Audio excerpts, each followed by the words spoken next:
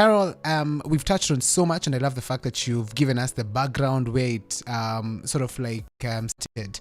Right now, something very crucial is that you love. You know, I do. I'm a lover girl. You're a lover girl, sucker for love. Sucker for love, man. You've been on, relationships. Yeah. So where does this when you add the S, it looks like we're many. No previous one.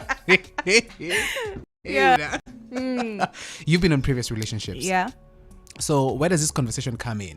When do you have this conversation with everybody who, you are getting into a relationship with? So let's talk on what's active. Let's leave the past. Yes. behind. What's active? Yeah. Yes, So what's active? So before I got into my relationship Yes. that I'm in right now, it's a conversation that I've had with my partner.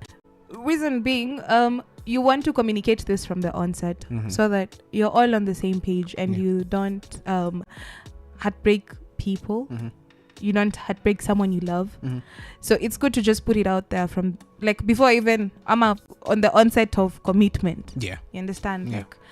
Like this is how during these conversations I'm a pansy. Like this is how I envision the next year, the next 2 years. In 5 years I want us to have a BMW M5. Come on now.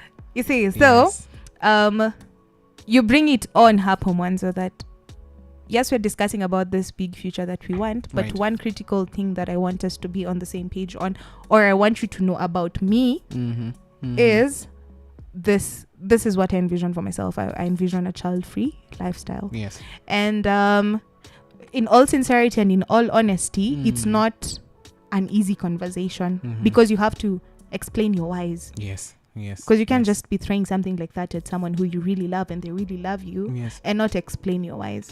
So I think it's also important for people to define their whys in whatever thing it is, not necessarily being child-free. You have to know why you're doing XYZ. So in this case, define my whys, explained it to him, had that conversation, and it was like, I'm game. Let's go. Okay, man. There's more to love than just kids. Right. Yeah. Right. And also him being a techie. Yes. Shout out to the love of my life. You don't want to say the name, though. Nah. It's girlfriend's day. It's girlfriend's day, man. You celebrate your boyfriend now in this case. I'm joking. I am joking. All right. So it being at the onset of a relationship, what happens when maybe they want to talk you out of it? They feel, because there's so many situations where people think they can talk you out of it. They can, yes, they can sort of like advise you. They can get you somebody to talk to you about the same thing. I'm pretty sure there's somebody maybe who's loved and this is listening to me.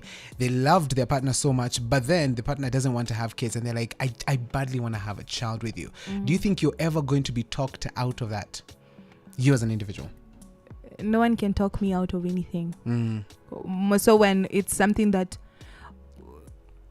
I have clear reasons, like clear whys as to why I want them that way. I can't be talked out of it. What I'd say or what I'd leave open and openly say without fear or contradiction is when you make such decisions, it's there are whys that define that decision at this particular time. It's not an overnight decision.